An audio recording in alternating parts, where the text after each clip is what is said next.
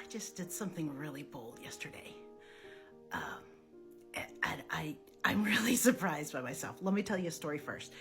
So I talk in my book about an experience I had with CSA when I was 11, and then reported it to my bishop in the Mormon church in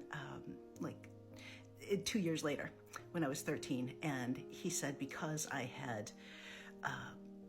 my perpetrator had been baptized between the time it happened and the time I reported it to him, that there was nothing he could do, that this person would not be held accountable. And so I looked up this bishop. I mean, this was back in 1984. And so I looked up this bishop online. I just Googled him and I accidentally found his address. And I've been sitting on this information for months. And yesterday, I mailed him a copy of my book that talks about my experience with him sweeping my abuse under the rug and telling me never to talk about it again, no talk about statute of limitations or reporting it to the police or even telling my mother. There was no solace offered. There was no counseling offered. It was just never think about or talk about this again.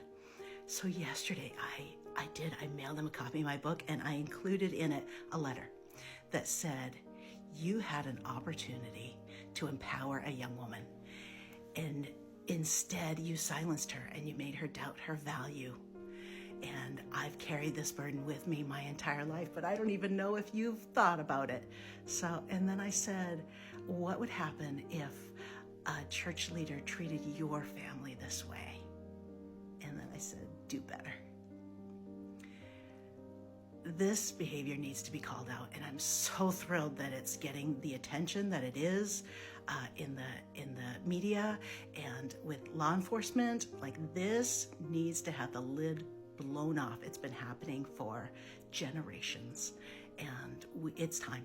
It's time to speak up, and it's time to get our voices and use them for good, and to pull down this despicable, wicked, evil behavior that is recurring every day in the church.